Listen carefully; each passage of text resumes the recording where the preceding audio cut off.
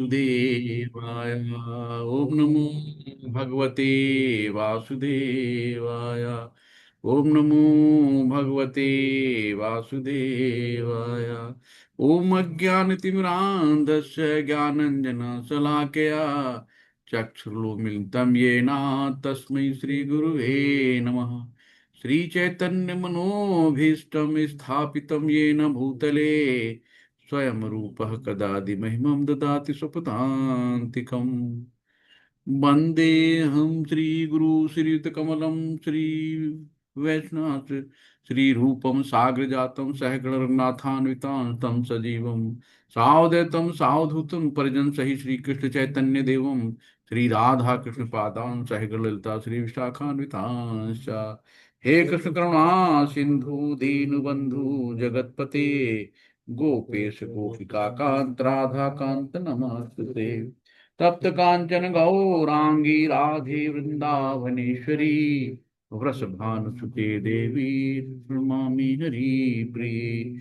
नीलाचल निवासाय नित्याय परमात्मने बलभद्र सुभद्राभ्यां जगन्नाथाय ते नमो। नमो महावदान्याय कृष्णाय प्रेम प्रदायते कृष्णाय कृष्ण चैतन्य नामने गौरीतैषे नमः। नमो विष्णुपदाय कृष्णपृष्ठाय भूतले श्रीमते भक्ति वेदांत स्वामिनि इति नामिने नामस्ते सरस्वती देवी गौरवाणी प्रचारिणी निरविशेष शून्यवादी पाश्चात्य देशतारिणी। जय श्री कृष्ण चैतन्य प्रभु नित्यानंदा श्री अद्वैत गदाधर श्रीवासादि गौरा भक्त वृंदा। हरे कृष्णा कृष्णा कृष्णा हरे हरे हरे राम राम राम हरे हरे। हरे कृष्णा कृष्णा कृष्णा हरे हरे हरे राम राम राम हरे हरे। हरे कृष्णा कृष्णा कृष्णा हरे हरे हरे राम राम राम हरे हरे। हरे कृष्णा। अनंत कोट वैष्णव वंदना की जय। शिल प्रभुपाद की जय। गुरु महाराज जी की जय। उपस्थित सभी भक्तों की जय हो। जय जय श्री राधे। जय जय श्री राधे। हरे कृष्णा। सभी को दंड प्रणाम। तो आज स्वागत है सभी का सेकंड लेवल की सेकंड अध्याय में। अभी तक हम लोगों ने देखा कि अर्जुन बड़े विसमंजस में पड़े थे। जैसे हम लोग होते हैं ना, गीता शुरू हुई अंधे से, धृतराष्ट्र ने पहला श्लोक बोला, एक ही बोला, और हम लोग भी अंधे हैं इस जगत में, तो सब अंधकार में ही है ना। बड़ा कंफ्यूजन रहते हैं, क्या करें क्या न करें, कैसी मुश्किल आए, वही तो बताए, है ना। तो बताने के लिए यहाँ अर्जुन को भगवान श्री कृष्ण है। तो भगवान श्री कृष्ण के द्वारा हम लोगों की मुश्किलें भी आसान हो रही हैं, क्योंकि अर्जुन हम लोगों के एक तरह से पथ प्रदर्शक बन के भगवान से सवाल जवाब कर रहे हैं, है ना। भगवान उन सब चीजों का जवाब दे रहे हैं। और आखिरी में पहले चैप्टर में तो अर्जुन ही पूरा अपना उसी में बहुत दुखी रहे कि अपनों से कौन लड़ाई करे, सब चाचा नाना दादा काका गुरु, इनसे कौन मारेगा इनको, इससे बढ़िया तो भाई भीख मांग ले, लेकिन युद्ध नहीं करेंगे, है ना। ये हमको भले ही मार दें, हमें तीनों लोग का सुख दे दो, तब भी हम लड़ाई नहीं करेंगे। तो जबकि पूरी लड़ाई की तैयारी किया, है ना, शंख भी बजा दिया, गांडी धनुष भी मिल गया, उनको ले आए, सूर्यदेव से रथ भी ले आए, सब कुछ तैयारी कर ली थी। लेकिन जब बीच में रथ लेके गए, उन्होंने कहा कि दोनों सेनाओं के बीच में रथ लेके चलो, तो वहां उनके अंदर करुणा दया सब आ गया है ना। पाप लगेगा, ये मुझसे नहीं हो पाएगा। तो इस तरीके से उन्होंने अलग अलग कारण दिखाए कि जो कुल परंपरा नष्ट हो जाएगी, पाप लगेगा, करुणा थी, दया थी। तो इस तरीके से बड़ा अश्रुपूर्वक जो है, आंसू से भर के दुखी हो गए, शोकाकुल हो गए कि अब मुझसे नहीं हो पाएगा, है ना। तब यहाँ पे भगवान फिर अर्जुन को ज्ञान देना स्टार्ट करते हैं। गीता का सार है अध्याय 2। जो शिल प्रपात कीजिए। संजय उवाच तम तथा कृपयाविष्टम अस्त्रपूर्णाकुलेक्षणम विषीदन्तमिदं वाक्यम उवाच मधुसूदन।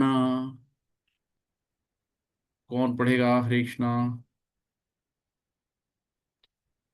मधुमाता जी पढ़िए, माता जी।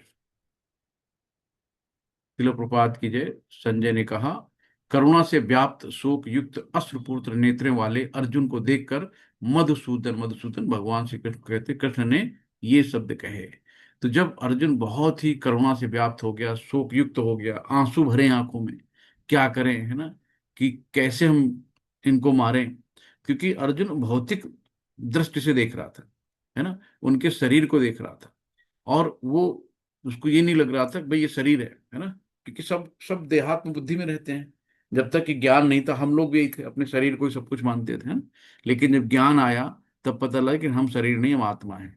शरीर एक वस्त्र की तरह है कि आज पुराना हो गया तो वस्त्र उठा के फेंक दिया, लेकिन शरीर को प्रॉब्लम नहीं होती। पुराने वस्त्र को जो फेंकते हैं ना, उसमें कोई दुख नहीं होता कि अरे यार इतना अच्छे से लिया था, इतना महंगा था, है ना। नए की खुशी होती है, ऐसे आत्मा को भी नए शरीर की खुशी होती है, पुराने के जाने का गम नहीं होता उसको।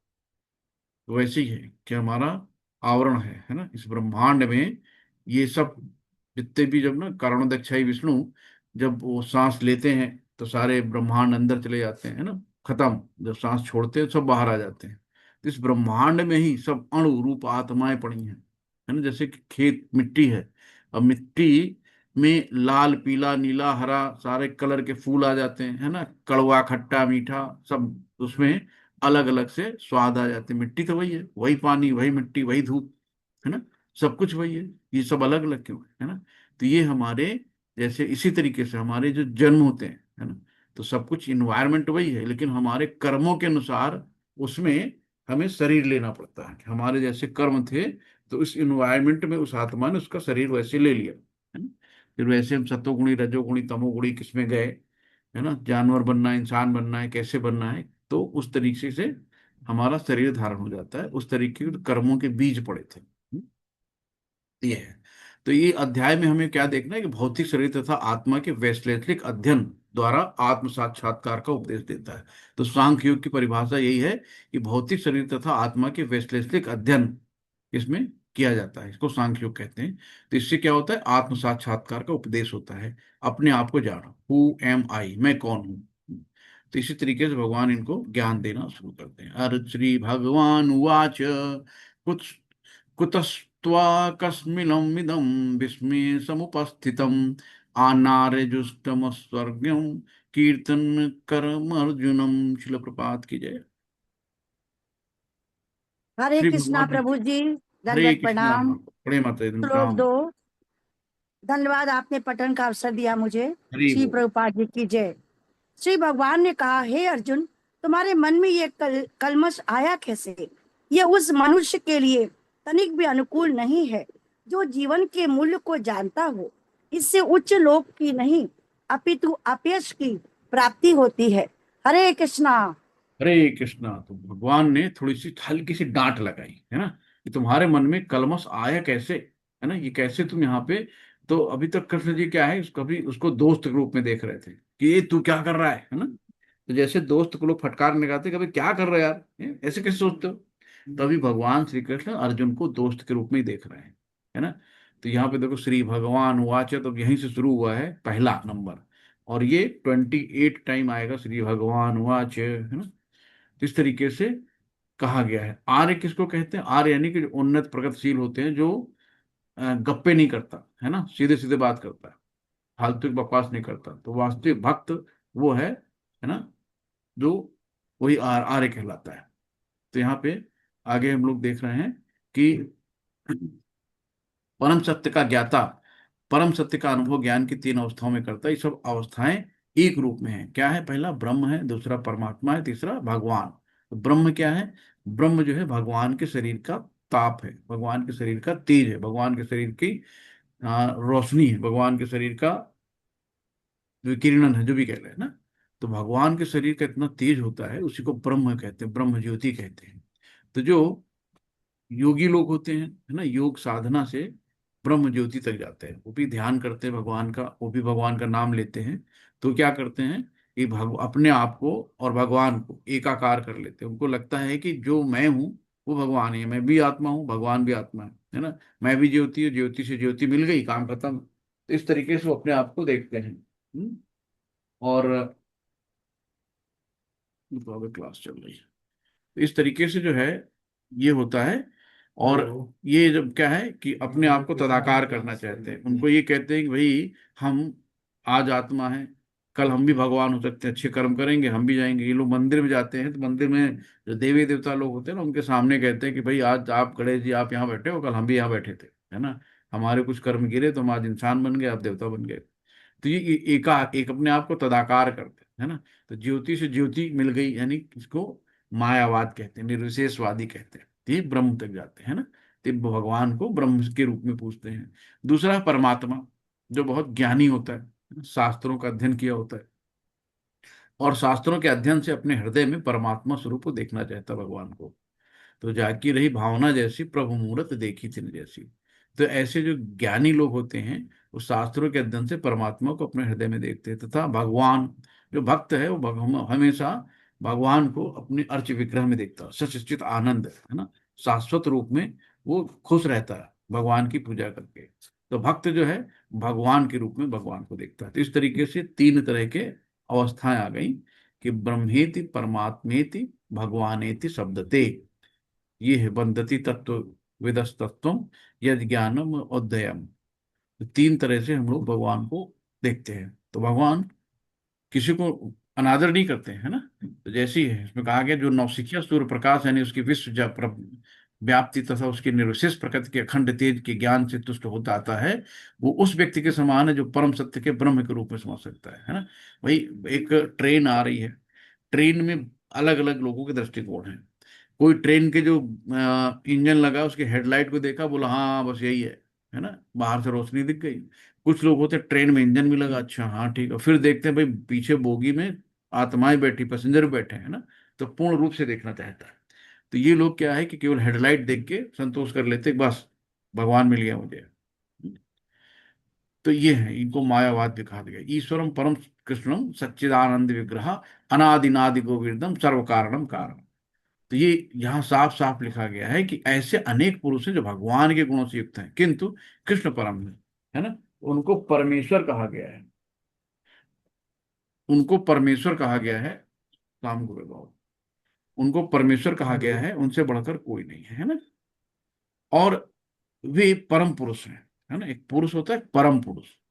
तो भगवान है ना कि आत्मा परमात्मा, तो भगवान परम पुरुष हैं। और उनका शरीर सच्चिदानंद है ना, शाश्वत है, नित्य आनंद में रहता है। और वे आदि भगवान गोविंद हैं और समस्त कारणों के कारण है ना, ना उनका आदि है, ना अंत है, ना मध्य है। और वो समस्त कारणों के कारण है, जो भी सब कुछ सृष्टि में होता है सब उन्हीं के कारण होता है। भागवतम, भागवत में भी भगवान के नाना अवतारों की सूची है। कृष्ण को आदि भगवान बताया गया ना। भगवान जो कृष्ण है वो कभी अपना गोलोक वृंदावन धाम छोड़ते नहीं, सदैव वहां रहते हैं। बाकी जो भी उनका विस्तार है ना, अवतरित होते हैं ऊपर से, जन्म नहीं लेते, अवतरित होते हैं। तो जिससे उन्हें अनेकानेक अवतार तथा ईश्वर विस्तार कहते हैं ना। तो इसी तरीके से आगे देखेंगे, एते चांस कलह पुंसा कृष्णस्तु भगवान स्वयं इंद्रियाणि व्याकुलम लोकम मृदयन्ति युगे युगे। यहाँ पर वर्णित सारे अवतारों की सूची या तो भगवान के अंश कलाओं अथवा पूर्ण कलाओं की है, किंतु कृष्ण तो स्वयं भगवान है ना। ये भागवतम में पहले इस कैंटो के तीसरा अध्याय का 28वां श्लोक है। अतः कृष्ण आदि भगवान परम सत्य परमात्मा तथा निर्विशेष ब्रह्म दोनों के उद्गम हैं। तो इस तरीके से हम भगवान को ऐसे देखते हैं। क्लेब्यम स्म गमम पार्थ नैत्यम पद्धते श्रुद्धम हृदय दौर्लभ्यम त्यक्तिवो तिष्ठ तपः। शिल प्रपात की जय। बड़े हरे बताइए। कृष्णा। श्लोक 3। हे पृथा पुत्र, इस हीन नपुंसकता को प्राप्त मत हो, यह तुम्हें शोभा नहीं देती। हे शत्रुओं के दमन करता, हृदय की क्षुद्र दुर्बलता को त्याग कर युद्ध के लिए खड़े हो। हरे कृष्णा। हरे कृष्णा। तो भगवान को हमेशा ये लगता है ना, हर जैसे माँ बाप होते हैं ना, तो अपने बच्चे को जिताने में उनको बड़ी खुशी होती है ना।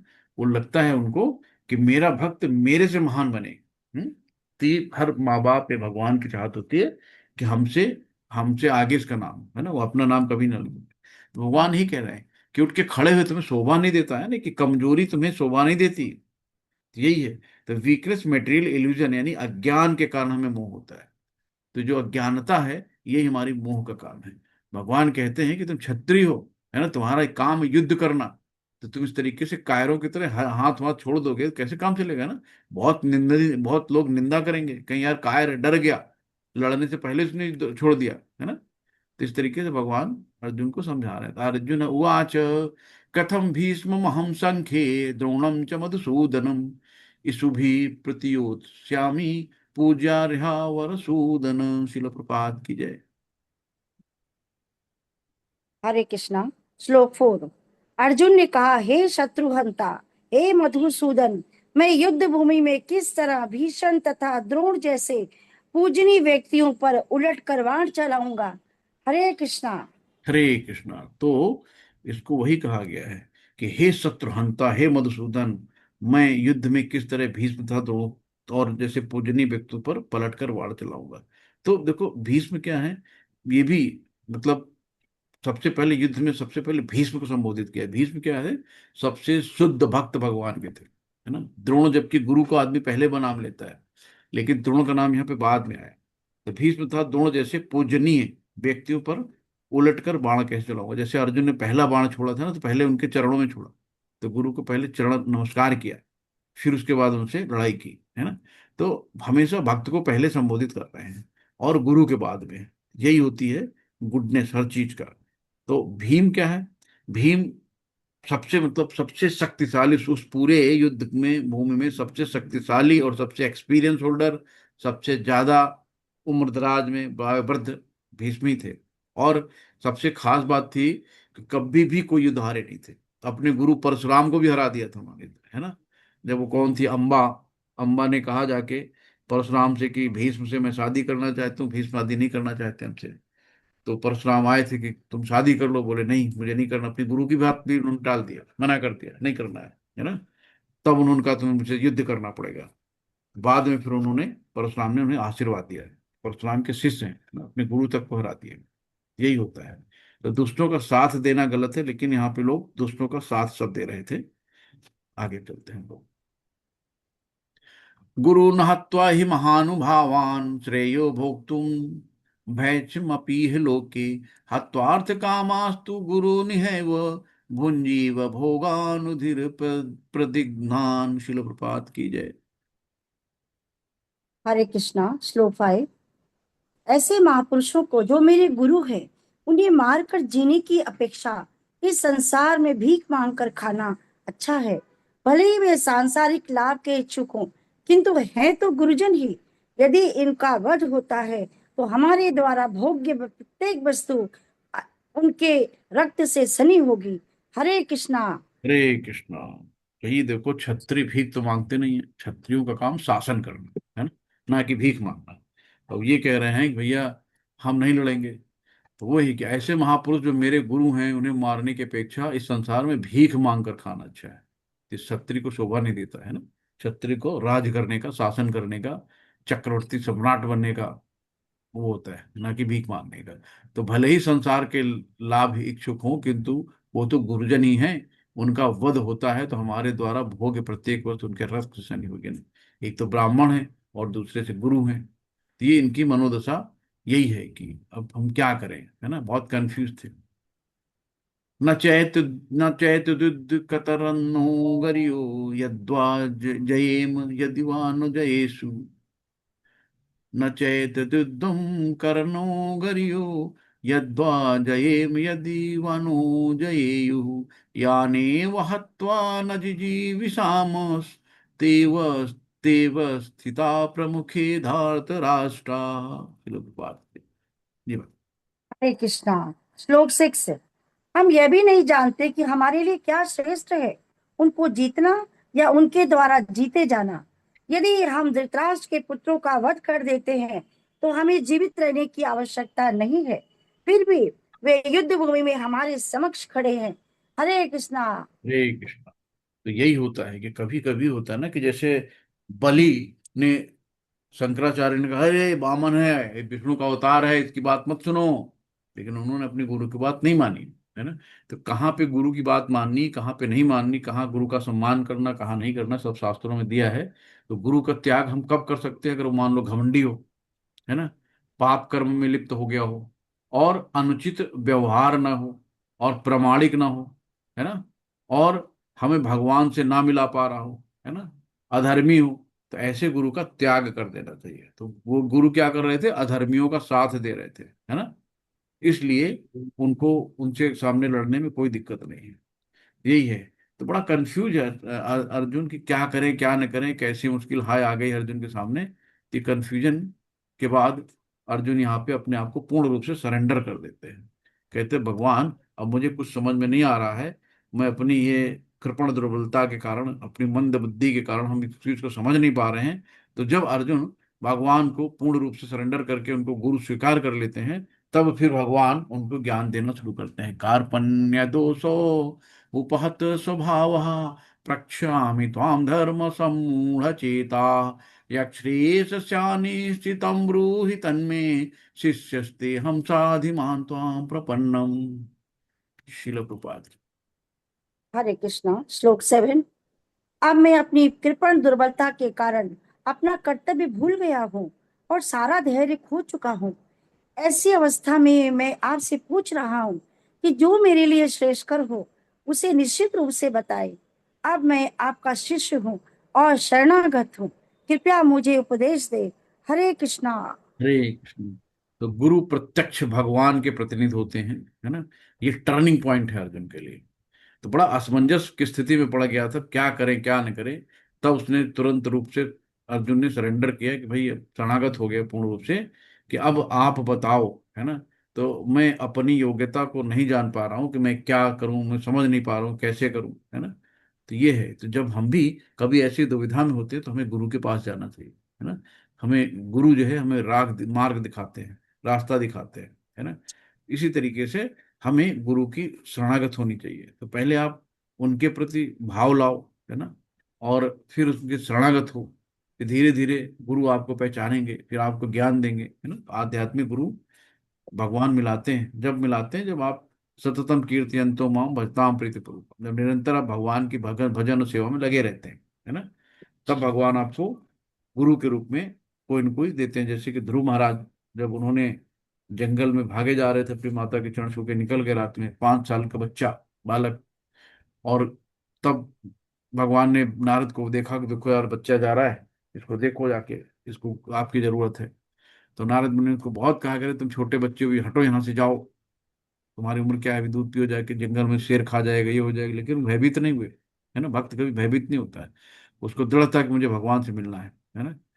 तो जब नारद मुनि जान गए कि भाई बहुत हठी है दढ़ी है, अब ये नहीं मानेगा, तब उन्होंने गुरु का रूप धारण किया और उसको ज्ञान दिया। ओम नमो भगवते वासुदेवाय नमः मंत्र दिया, और मंत्र से धीरे धीरे 6 महीनों के अंदर उन्होंने भगवान को खुश कर दिया। तो ये हमारी लगन होती है कि भगवान को हमें कैसे प्रसन्न करना, और हमारा मेन प्रयोजन, मेरा गोल उद्देश्य यही है कि भगवान को प्रसन्न करना है। कैसे भगवान को प्रसन्न करना है? तो कृपण वो है जो मानव जीवन की समस्याओं को हल नहीं करता, और आत्म साक्षात्कार के विजय विजय विज्ञान को समझे बिना कुकर सुकर की भांति इस संसार को त्याग कर चला क्या जाता है। आवाज बढ़ा जरा।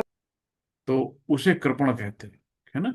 कि जो मानव जीवन की समस्याओं को बिना हल किए खाता पीता बच्चे पैदा करके यहाँ से निकल लेता है ना। तो जीवन के लिए मनुष्य जीवन अत्यंत मूल्यवान निधि है, जिसका उपयोग वो अपने जीवन की समस्याओं को हल करने में कर सकता है। अतः जो इस अवसर का लाभ नहीं उठाता वो कृपण है ना। ऐसे लोग कहते हैं कि ये जिंदगी ना मिले दोबारा, है ना, तो चाहे इसको भगवान की सेवा में लगा लो, और चाहे ऐसो आराम कर लो, ये अपने ऊपर है। तो देहात्म बुद्धिवश कृपण या कंजूस लोग अपना सारा समय परिवार, समाज, देश आदि के अत्यधिक प्रेम में गंवा देते हैं। मनुष्य प्रायः चर्म रोग के आधार पर अपने पारिवारिक जीवन अथवा पत्नी बच्चों तथा परिवारजनों में आसक्त रहता है। चर्म रोग क्या है? जितना खुजलाओ उतना ही मजा आता है, भले इसमें ब्लड निकल आए, है ना। तो बड़ा प्लीजेंट एज उसको कहते हैं ना, बड़ी आनंद आ रहा, खुजाए जा रहे हैं। तो ये है। तो हमें क्या करना है कि समय रहते भगवान की शरण लेनी है, शरणागत होना है कि भगवान को, कि भाई हमारे लिए श्रेष्ठ कर हो, है ना। श्रेष्ठ कर और श्रेष्ठ श्रेष्ठ कर अलग अलग चीजें हैं। तो हमें भगवान से उनकी शरण लेनी है, यानी कि लॉन्ग टर्म श्रेष्ठ कर मतलब होता है लॉन्ग टर्म, और एक होता है श्रेय कर यानी शॉर्ट टर्म। तो जो हमारे लॉन्ग टर्म हैप्पीनेस हो, भगवान से कहते हैं वो मुझे बताओ, है ना। इस तरीके से हम भी भगवान से ही, कि भगवान जो मेरे लिए श्रेष्ठकर हो, हमें मांगना कुछ नहीं भगवान से, है ना। कि भगवान को पता है, हर हर माँ बाप को पता है हमें बच्चे की क्या जरूरत है ना। तो अच्छे से अच्छे करके बच्चों को देता कि बिना मांगे। तो ऐसे हमें भी भगवान से यही कहना है कि जो भगवान हमारे लिए श्रेष्ठकर हो, जो उचित हो वो हमें दे, है ना। तो भगवान से कुछ मांगना नहीं है। तो भगवान को पता है कि आपके लिए क्या उचित है क्या अनुचित है। श्रील बात की जाए प्रेम से। श्लोक नहीं पढ़ा क्या? अच्छा। नहीं प्रपश्यामि ममापुनुद्यात् यक्षोकमुक्षोषणमिन्द्रियाणाम् अवाप्य भूमा वसपन्तनवृद्धं राज्यं सुराणामपि चाधिपत्यम। शिल प्रपात की जय। हरे कृष्णा। श्लोक 8। मुझे ऐसा कोई साधन नहीं दिखता जो मेरी इंद्रियों को सुखाने वाले इस शोक को दूर कर सके। स्वर्ग पर देवताओं के आधिपत्य की तरह इस धन धान्य संपन्न सारी पृथ्वी पर निष्कटक राज्य प्राप्त करके भी मैं इस शोक को दूर नहीं कर सकूंगा। हरे कृष्णा। वहां पे तीनों मेडिसिन में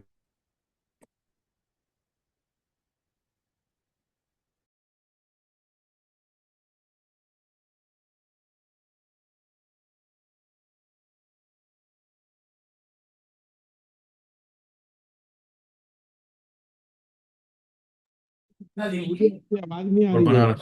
हाँ, बनारस कलकत्ता दिल्ली 3 जगह जाएंगे। प्रभु जी आपकी आवाज नहीं आ रही है। हाँ, अरे एक्चुअली कोरियर वाला आया था, मेडिसिन कोरियर करना था तो उसको। ओके प्रभु जी, धन्यवाद प्रभु। हरे कृष्णा। तो यहाँ पे भगवान ये बता रहे हैं, आठवें पेज ना। हाँ। तो जैसे अर्जुन भगवान से प्रार्थना कर रहा है कि भगवान हमको ज्ञान दे के हमारा दुख दूर दो करो, है ना।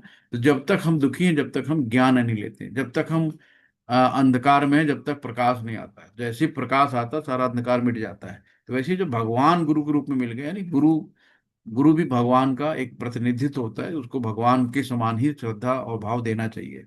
तो जब तक हमें गुरु नहीं मिलते तब तक हम अंधेरे में रहते हैं, है ना। तो जब हमें गुरु मिलते हैं तो हमें ज्ञान आता है कि हम कहाँ अभी तक अपना समय व्यतीत कर रहे थे, कहाँ समय बर्बाद कर रहे थे, है ना। तो सबसे बड़ी हायर प्रॉब्लम ये लोग समझ ही नहीं पाते कि सबसे बड़ी समस्या है क्या। समस्या नून तेल लकड़ी की नहीं है ना। समस्या, सबसे बड़ी समस्या है क्या? जन्म मृत्यु जरा व्याधि, है ना।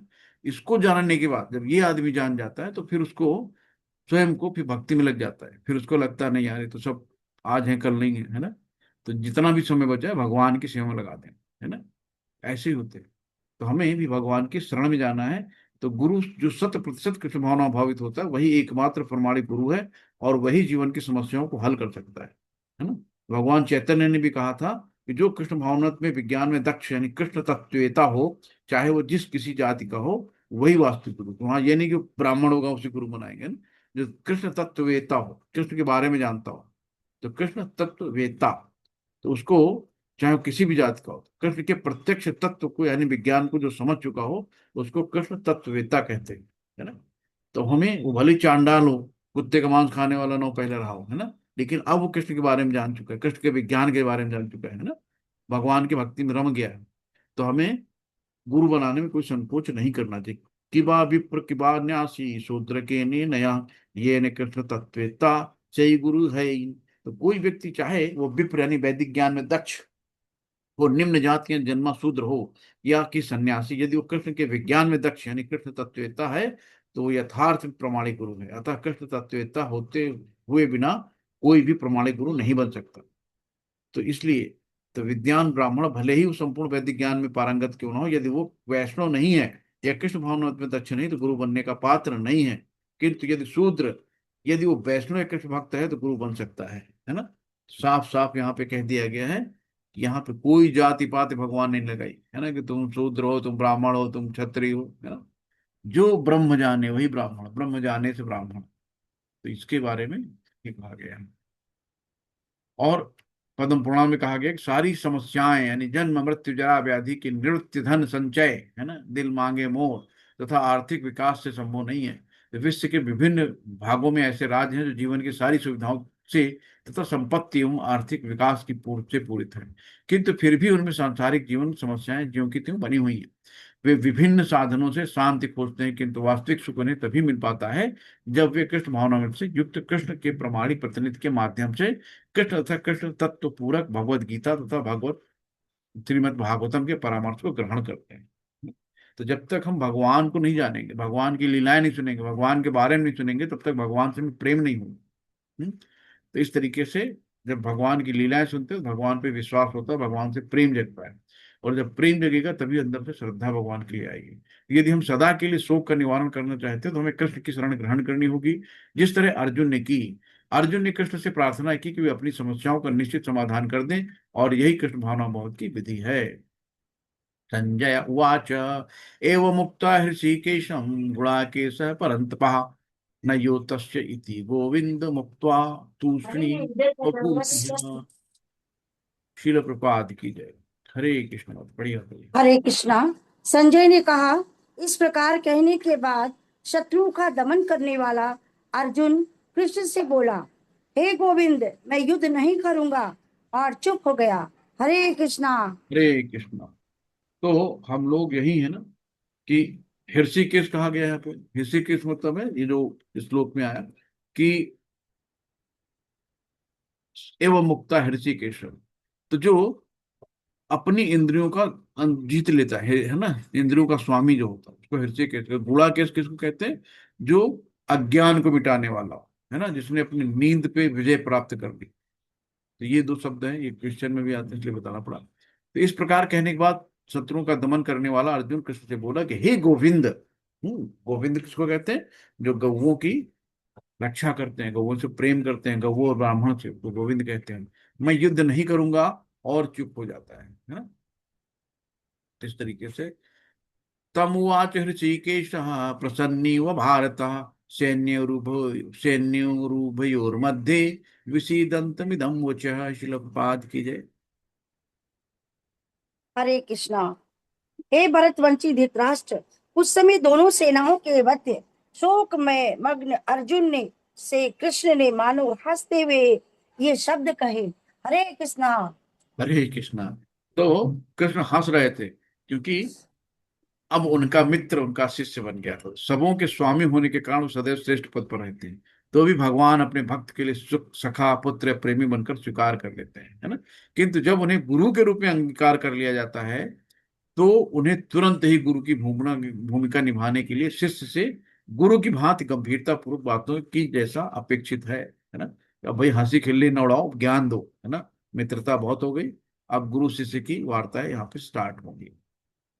श्री भगवान वाच असोन्या च असोन्या नवसोचस्तुम प्रज्ञावादां सुभाषसे गतासून च नानुशोचन्ति पंडिताः। हरे कृष्ण। हरे कृष्णा। श्लोक 11। श्री भगवान ने कहा, तुम पांडित्य पूर्ण वचन कहते हुए उनके लिए शोक कर रहे हो जो शोक करने के योग्य नहीं है।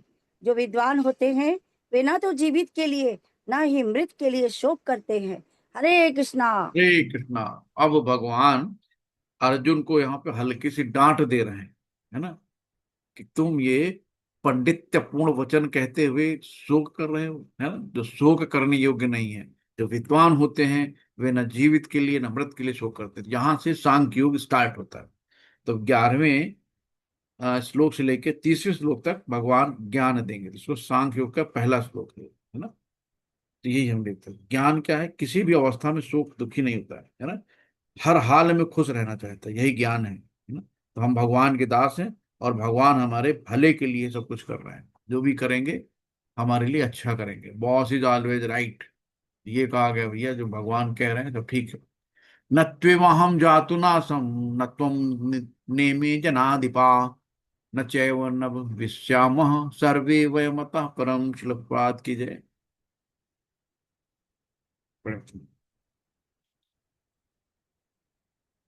हरे कृष्णा।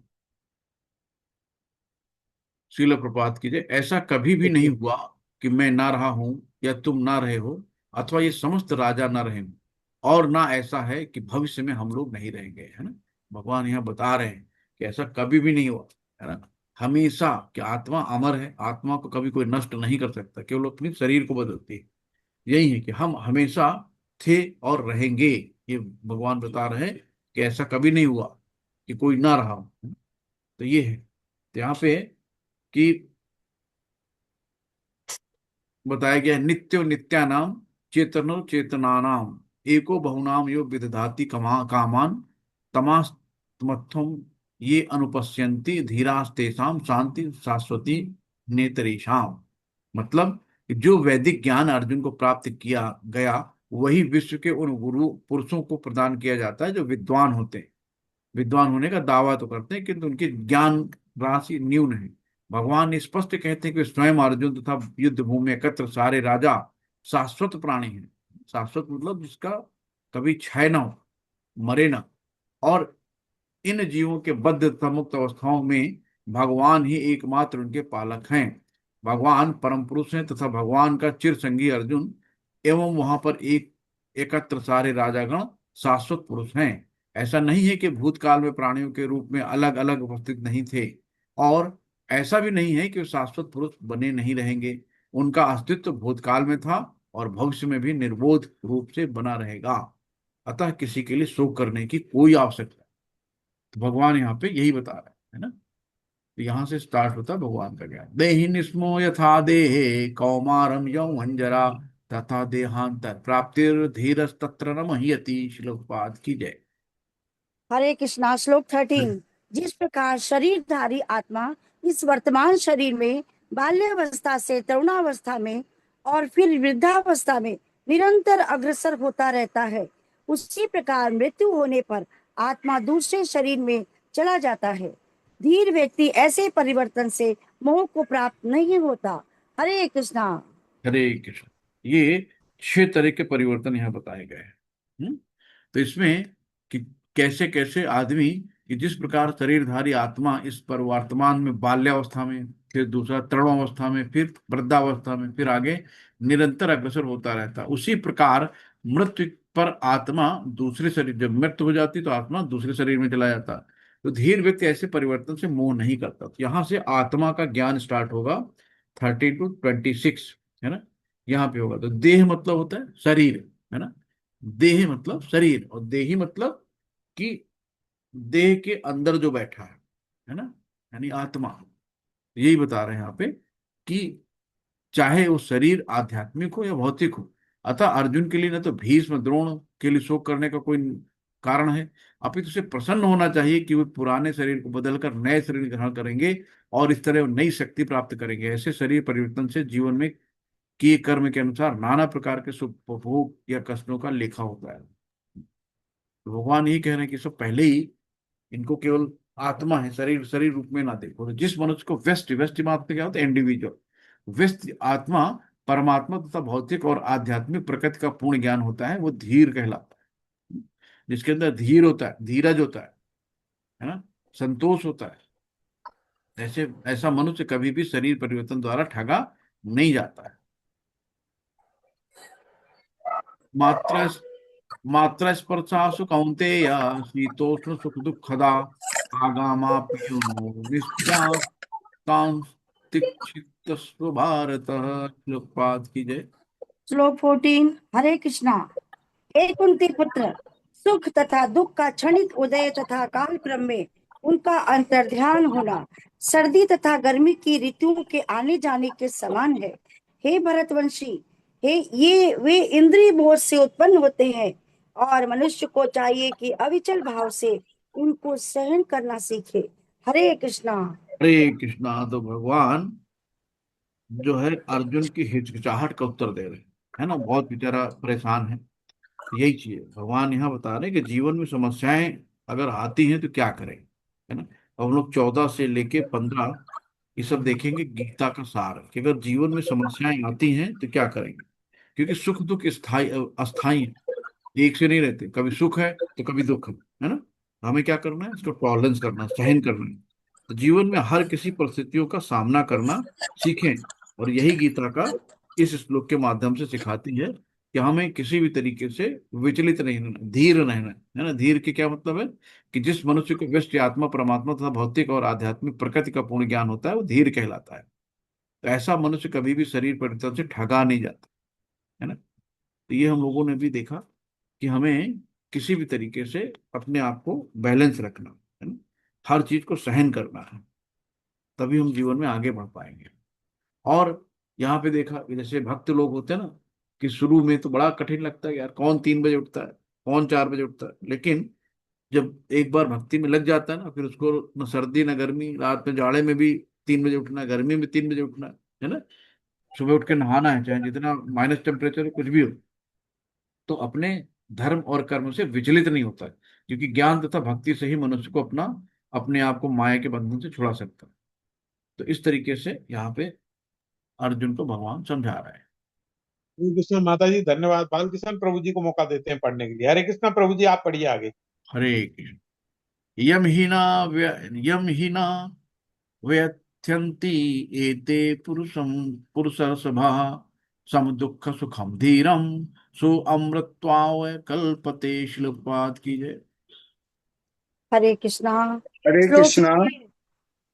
हे हरे कृष्णा। कुरुश्रेष्ठ हरे कृष्णा। माता जी, अब इनको पढ़ लेने दो, बालकिशन प्रभु जी को। हरे कृष्णा। ओके ओके धन्यवाद। प्रभु जी, धन्यवाद। धन्यवाद धन्यवाद, असीम धन्यवाद। धन्यवाद आपका। हरे कृष्णा।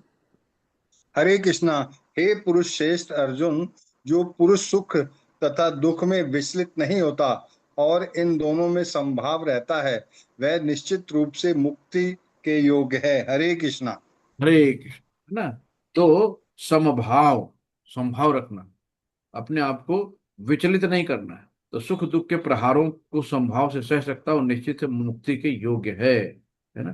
तो 3 तरह के ताप अभी हम लोग देखेंगे कि आध्यात्मिक, आदि भौतिक, आदि दैविक, यही ताप हैं, यही चीजें हमें दुख देती हैं।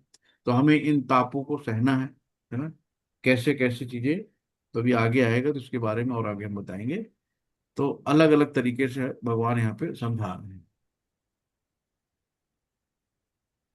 नास्तो विद्यते भावो ना भावो विद्यते सतः उभयोपि दुष्टोऽन्तस्तो उभयो अपि दुष्ट अंत तू अनयो तत्वदर्शी भी। शिल प्रपाद की जय। हरे कृष्णा। तत्वदर्शियों ने यह निष्कर्ष निकाला है कि असत भौतिक शरीर का तो कोई चिर स्थायित्व नहीं है, किंतु सत आत्मा अपरिवर्तित रहता है। उन्होंने इन दोनों की प्रकृति के अध्ययन द्वारा यह निष्कर्ष निकाला है। हरे कृष्णा। हरे कृष्ण। फिर यहाँ भगवान कह रहे हैं अर्जुन से कि तत्वदर्शियों ने निष्कर्ष, तत्वदर्शी कौन होते हैं? जो आत्मा और हमारे शरीर में भेद का ज्ञान देते हैं ना, भगवान का ज्ञान उनके अंदर होता है, वो तत्वदर्शी होते हैं।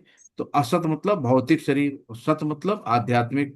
तो जो भौतिक है उसका कोई स्थायित्व तो नहीं रहता, है ना। और जो सत है यानी आत्मा है, वो अपरिवर्तित आध्यात्मिक जगत की है, तो नष्ट नहीं होती है। तो यही है कि इन दोनों की प्रकृति के अध्ययन द्वारा निष्कर्ष निकालना है। तो सत और असत, है ना। तो हमें टेम्परेरी के पीछे नहीं भागना, हमें परमानेंट के पीछे भागना। टेम्परेरी शरीर है और परमानेंट क्या है? आत्मा है। अविनाशी तो तद्विधिम येन सर्वमिदं तदम विनाश्यमव्यस्यस्य न कश्चित् कर्तुमर्हति। श्लोकपाद की जय। हरे कृष्णा। जो सारे शरीर में व्याप्त है, उसे ही अविनाशी समझो। उस अव्यय आत्मा को नष्ट करने में कोई भी समर्थ नहीं है। हरे कृष्णा। हरे कृष्ण। कोई भी समर्थ नहीं है ना। अव्यय मतलब अविनाशी, जिसका कभी व्यय ना हो, है ना, क्षय ना हो। तो जो शरीर में व्याप्त है उसे तुम अविनाशी समझो, और उस अव्यय आत्मा को नष्ट करने में कोई भी समर्थ नहीं है। तो ये व्यष्टि आत्मा मतलब इंडिविजुअल आत्मा हो गई। तो इस आत्मा को बाल के अग्रभाग के 10,000वें भाग के तुल्य बताया गया। तो आत्मा का, कि जो बाल का अग्रभाग है उसके 10,000 टुकड़े कर दो, उतनी एकदम उतनी सूक्ष्म आत्मा होती है ना। तो ये बताया गया है कि यदि बाल के अग्रभाग को 100 भागों में विभाजित किया जाए और फिर इनमें से प्रत्येक भाग को 100 में विभाजित किया जाए, तो इस तरह प्रत्येक भाग की माप आत्मा का परिमाप है। इसी प्रकार यही कथन निम्नलिखित श्लोक में मिलता है। फिर बताया कि आत्मा के परमाणुओं के अंतकण जो माप में बाल के अगले भाग यानी कि एक नोक के 10,000वें भाग के बराबर है। इतनी सूक्ष्म आत्मा होती है ना। और वही आत्मा सबको नचाए रहती, चाहे वो छोटा सा एकदम माइक्रोस्कोपिक जीव हो और चाहे बड़ा बड़ा हाथी या व्हेल हो, है ना। तो जब तक आत्मा है तब तक शरीर में चेतना है। जैसी आत्मा हटी चेतना खत्म, चेतना खत्म तो शरीर मृत घोषित कर दिया जाता है, ये कहा गया है। और स्फुलिंग का मतलब होता है चिंगारी, जो आग से निकलती है ना, चिट करके निकलती है, बाहर जाके उसका अस्तित्व खत्म हो जाता है। आग में रहती है तो आग बनी रहती है। आत्मा की यही धारा यानी विद्युत धारा शरीर में चेतना के रूप में अनुभव की जाती है, और यही आत्मा के अस्तित्व का प्रमाण है। सामान्य से सामान्य व्यक्ति भी समझ सकता है कि भौतिक शरीर चेतना रहित होने पर मृतक हो जाता है। जब कोई एक्टिविटी बॉडी में नहीं होती तो कहते भैया अब तो नो मोर, कुछ नहीं रहा है। और शरीर में इस चेतना के किसी भी भौतिक उपचार के वापस नहीं लाया जा सकता।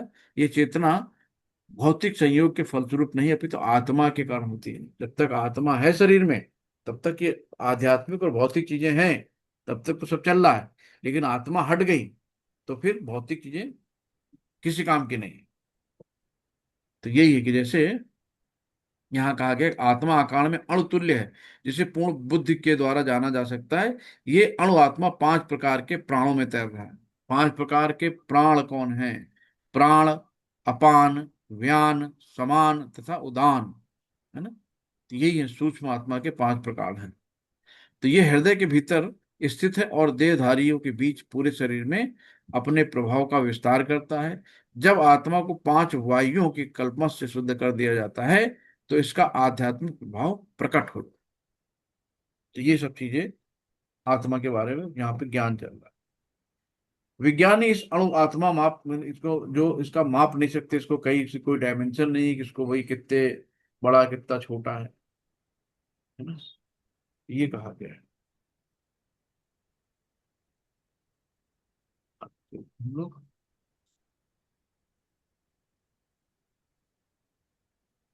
अंतवंत इमे देहा नित्य सुक्ता शरीरम अनाशिनो प्रमेयस्य तस्मा उदयस्व भारत। शिल प्रभात की जय। हरे कृष्णा। हरे अविनाशी अप्रमेय तथा शाश्वत जीव के भौतिक शरीर का अंत अवश्यम भावी है। अतः अतः हे भारतवंशी युद्ध करो। हरे कृष्णा। भगवान यहाँ पे हमेशा कहते हैं अपने कर्म से डगो मत, अपने कर्म पे डटे रहो। तो आत्मा को फोकस करो, शरीर को मत देखो। भगवान ये समझा रहे हैं कि शरीर को देखोगे तो तुम्हें अंदर करुणा दया भाव आएगी, इनको आत्म रूप में देखो। आत्मा का ज्ञान भगवान दे रहे हैं, है ना। और यहाँ बताया कि जिस प्रकार सूर्य का प्रकाश सारे ब्रह्मांड का तो पोषण करता है, उसी प्रकार आत्मा के शरीर से इस भौतिक देह का पोषण होता है। जैसे ही आत्मा इस शरीर भौतिक से बाहर निकल जाता है, शरीर सड़ने लगता है, और अंत में आत्मा ही शरीर का वो पोषक है। और शरीर अपने आप में महत्वहीन है ना। जब कोई मरता है धीरे धीरे उसकी बॉडी सब सड़ जाती, पानी का तत्व पानी चला जाता है, मिट्टी का मिट्टी तत्व चला जाता है, आकाश का आकाश तत्व चला जाता है ना। तो पंच तत्व से बना शरीर क्षित जल पावक गगन समीरा। ये सब पांचों शरीर तत्व जहां जहां से आए थे वहीं निकल के अपना वापस चले जाते हैं। ए य एनं वेत्ति हन्तारः यश्चैनं मन्यते हतम् उभौ तौ न विज्ञान उभौ तौ न विजानीतो नायम हन्ति न हन्यते। श्लोकवाद की जय। हरे कृष्णा। हरे जो इस जीवात्मा को मारने वाला समझता है तथा जो इसे मरा हुआ समझता है, वे दोनों ही अज्ञानी हैं, क्योंकि आत्मा न तो मरता है और न मारा जाता है। हरे कृष्णा। तो ये जो ना ही जीवात्मा अपने आध्यात्मिक स्वरूप के कारण बद्ध है, और ना ही जिसे मारा जाता है, और ना ही वो मरा हुआ समझना जाता है ना। ये केवल शरीर है भौतिक जो यहाँ पे छूट जाता है। आत्मा तो आध्यात्मिक गति की है ना, उसको तो किसी ना सुखाया जा सकता, ना मारा जा सकता है, ना काटा जा सकता है।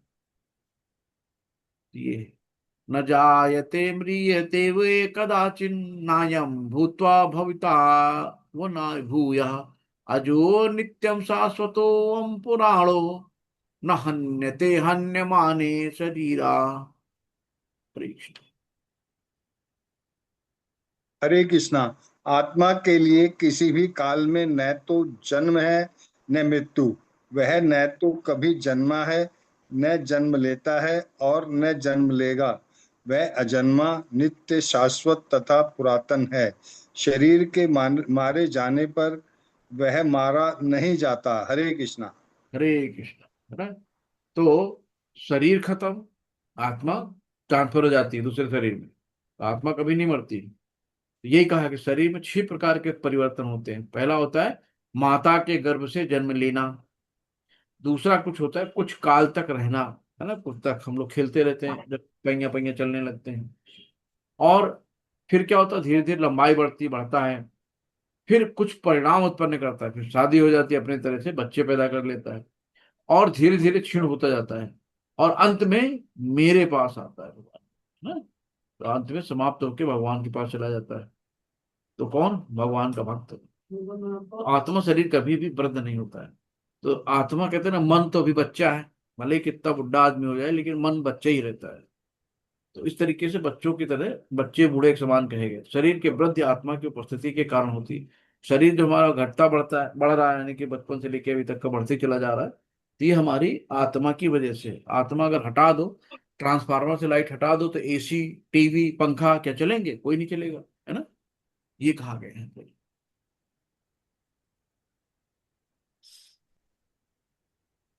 परमात्मा तथा अणु आत्मा दोनों शरीर रूपी उस वृक्ष में जीवन में हृदय में विद्यमान है, और इसमें से जो समस्त इच्छाओं तथा श्लोकों से शोकों से मुक्त हो चुका है, वही भगवत कृपा से आत्म की महिमा को समझ सकता है। कृष्ण परमात्मा के भी उद्गम है, जैसा कि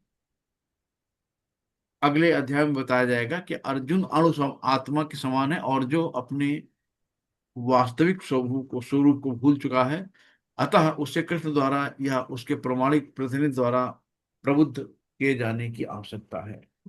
तो बिन गुरु हो न ज्ञान, तो हमें प्रामाणिक गुरु की शरण लेनी पड़ेगी। वेदा विनाशिनम नित्यम या एनम जमनव्ययम कथम सा पुरुषम पार्थम कम घात यति हंति कम। शिल प्रपात की जय। हरे कृष्णा।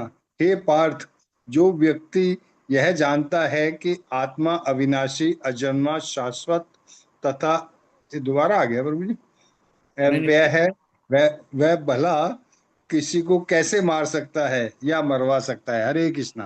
अरे अलग है। तो ये जो है, भगवान अभी आत्मा का ही सब चल रहा है ना, विष्णु स्थिर, तो आत्मा बार बार आएगी, अविनाशी आत्मा है।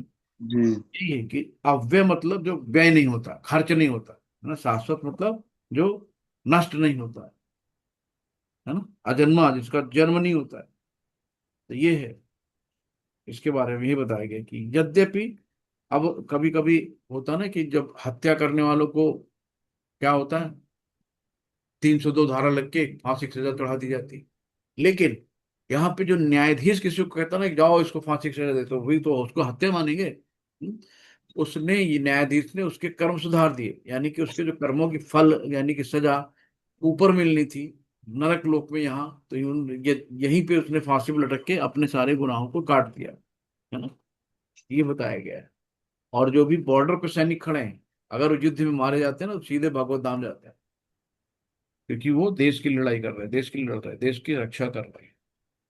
अब आत्मा का इंट्रोडक्शन इस श्लोक से होगा। वासांसि जीर्णानि यथा विहाय नवानि गृहाणि नरोपराणि तथा शरीराणि विहाय जीर्णानि न्यानि सन्यानि नवानि देहि। श्लोक बात की जाए। हरे कृष्णा। जिस प्रकार मनुष्य अपने वस्त्रों को त्याग कर नए वस्त्र धारण करता है, उसी प्रकार आत्मा पुराने तथा व्यर्थ के शरीरों को त्याग कर नवीन भौतिक शरीर धारण करता है। हरे कृष्णा। हरे यहाँ पे जैसे हम लोग, एक होता है ना कक्षा एक से पढ़ रहे हैं, चार में पढ़ रहे हैं, पांच में पढ़ रहे हैं, है ना? तो अलग अलग इच्छाएं होती हैं। हम लोग वहीं चिपके नहीं रहते। एक कक्षा पास करी, दूसरे में चले गए, दूसरे से पास करी, तीसरे में चले गए, है ना। पढ़ाई कंप्लीट हुई, फिर चले आए वापस अपना नौकरी में, अपने घर बिजनेस में चले गए, है ना। वैसे ही है ये, कि भी इसको ऐसे ही बनाओगे। भगवान ने इसको, कृष्णा ने प्लानिंग करी है। तो हम पिछले जन्म में किस शरीर में थे, क्या थे, नहीं पता, है ना। लेकिन इस जन्म में हमें पता है कि सबसे अच्छी चेतना है मनुष्य के रूप में। जब पता है तो उसको हमें सदुपयोग करना चाहिए। कृष्ण साक्षी पक्षी है और अर्जुन फल भोक्ता पक्षी है ना। दो, एक डाल पे दो तोते बैठे, एक साक्षी है, यानी एक आपकी बार्गेनिंग ऑन ऑफर्स की साक्षी है, देख रहा है आप कर क्या रहे हो, है ना। और दूसरा जो है कर्ता है, यानी फल भोक्ता पक्षी है। तो यद्यपि दोनों मित्र सखा है, किंतु फिर भी एक स्वामी है और दूसरा सेवक है। तो इस तरीके से एक वो दिया गया है फिर। और आत्मा अमर है। आत्मा को ना कभी मारा जा सकता है, ना आत्मा को कभी काटा जा सकता है, ना कभी सुखाया जा सकता है। इस तरीके से आत्मा हमारी, केवल जैसे हम लोग शरीर के वस्त्र पुराने फेंकते हैं ना, वैसे आत्मा भी कहते हटाओ, कि शरीर पूरा बूढ़ा जर्जर हो गया है, अब इसको बदल दो। तो इस तरह भगवान की संगत से पृथक हम लोग कह रहे हैं। आत्मा क्या है? आत्मा आध्यात्मिक जगत से आई है, भगवान का अंश है। तो वहां से पृथक होकर हम लोग नीचे आ गए हैं, तो हम अपनी पावर भूल चुके हैं कि हम परमेश्वर के ही बच्चे हैं। परम पिता परमेश्वर तो सब में सबसे धनाढ्य है, सबसे सुखीवान है ना, गुणवान है। इसलिए तो अर्जुन कृष्ण के उपदेश के कारण मुक्त तो हो गया, किंतु कृष्ण कभी भी एकाकार नहीं हुआ है ना। एकाकार मतलब भगवान में समाना, ऐसे नहीं होता है। हम लोग, भगवान अलग है, हम अलग हैं। भगवान का दास बनकर रहना, उनकी भक्ति करना, है ना, सबसे सरल विधि यही है, ना कि एकाकार हो जाना। तो यही है कि ज्यों ही ज्योति से ज्योति मिल गई, है ना, वो एकाकार का मतलब होता है कि भाई एक दूसरे, नदी चारों तरफ से ही समुद्र मिल गई, काम खत्म हो गया उनका। ज्योति ज्योति से मिल गई, उसका काम खत्म हो गया, है ना। उनको, उनकी थ्योरी ये होती है मायावादी लोगों की।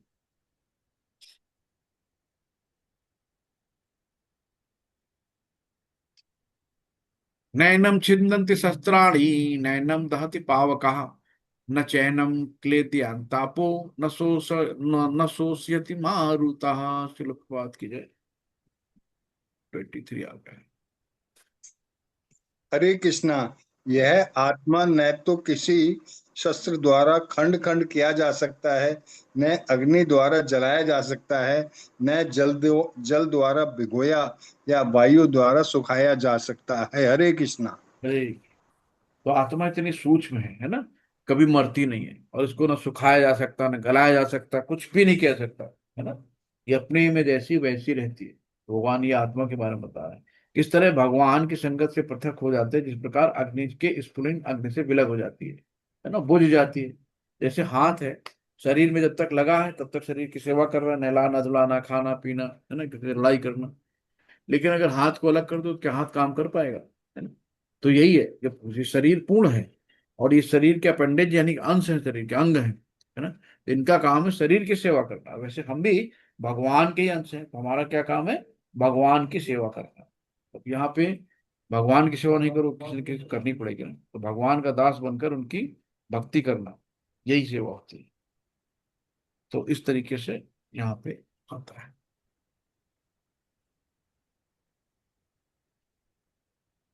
अच्छे अच्छेद अयम आदाह, अच्छेदम अयम आहादः, अवयम अक्लेद असोभ्यस्य, अच्छेदम अयम आदाद, अयम अक्लेदम आसोष्य एव च, नित्य सर्वगतः स्थाणु, अचल अयम सनातनम। श्लोकपाद की जय। हरे कृष्णा, यह आत्मा अखंडित तथा अघुलनशील है। इसे न तो जलाया जा सकता है, न ही सुखाया जा सकता है। यह शाश्वत, सर्वव्यापी, अविकारी, स्थिर तथा सदैव एक साथ रहने वाला है। हरे कृष्णा। हरे कृष्णा। तो आत्मा अव्यय है ना, किसी का नष्ट नहीं होती है, अकल्पनीय, इसकी कल्पना ही करी जा सकती है, अपरिवर्तन, इसमें कोई परिवर्तन नहीं हो सकता। ये जानकर तुम्हें शरीर के लिए शोक करना नहीं करना चाहिए, है ना। तो ये भगवान आत्मा का ज्ञान देते हैं कि ये जान लो, हम शरीर नहीं आत्मा है ना। तो इसी तरीके से कि आत्मा अनंत परमात्मा की तुलना में अणु रूप है। परमात्मा अनंत है और अणु आत्मा अति सूक्ष्म है। अतः अति सूक्ष्म आत्मा अधिकारी होने के कारण अनंत आत्मा भगवान के तुल्य नहीं हो सकता। यही भेद है वेदों में भिन्न भिन्न प्रकार के आत्मा के स्थायित्व की पूर्ति करने के लिए दोहराया गया है। तो किसी बात का दोहराना, है ना, उस तथ्य के बिना किसी त्रुटि को समझने के लिए आवश्यक है। तो भगवान बार बार यहाँ पे आत्मा को बता रहे हैं, आत्मा शाश्वत है, अजर है, अमर है, अविनाशी है, इसको कभी कोई नष्ट नहीं कर सकता, इसका क्षय नहीं हो सकता। ये है।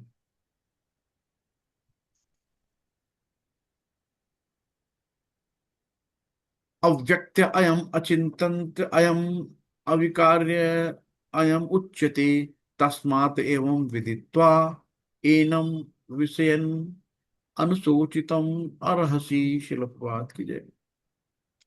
हरे कृष्णा। यह आत्मा अव्यक्त, अकल्पनीय तथा अपरिवर्तनीय कहा जाता है। यह जानकर तुम्हें शरीर के लिए शोक नहीं करना चाहिए। हरे कृष्णा।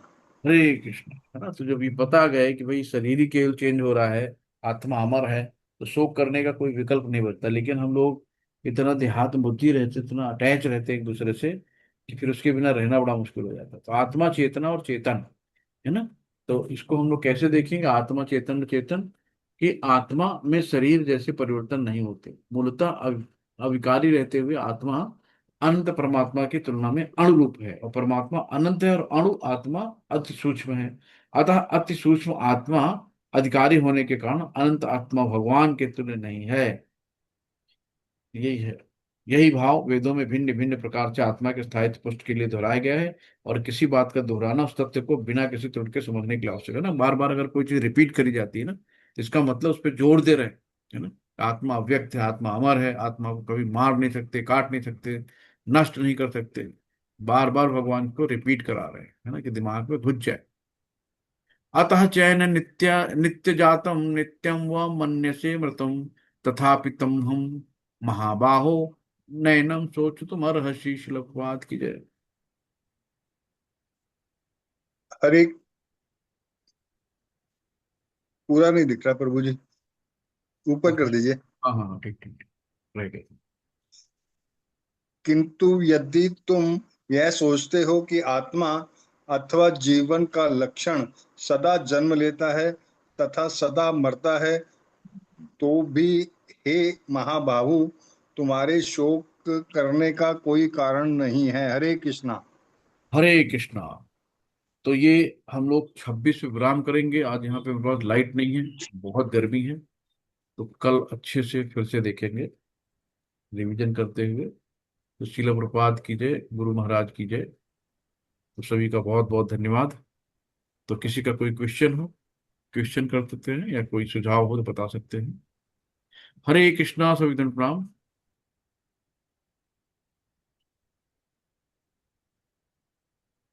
चैट बॉक्स में प्रभु जी है क्या कुछ? जगदीश प्रभु जी है नहीं क्या? अटेंडेंस फॉर्म सब लोगों ने भर दिया? अटेंडेंस फॉर्म पड़ा हुआ है चैट बॉक्स में।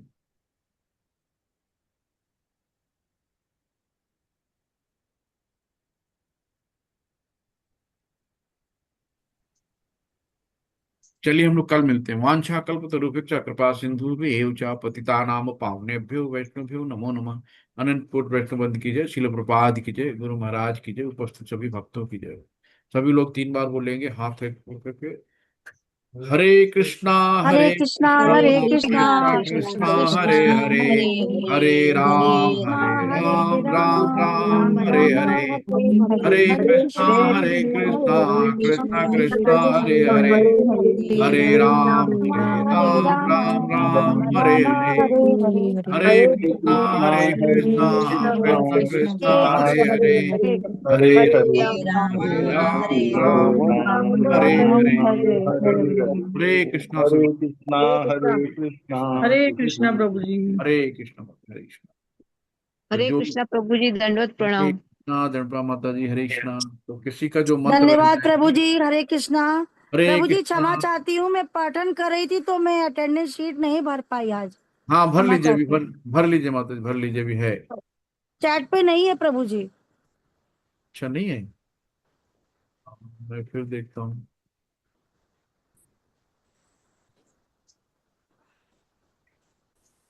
ओ, जगदीश प्रभु शायद क्विट हो गए हैं। ये मैं कॉपी करके फिर से भेज दे रहा हूँ।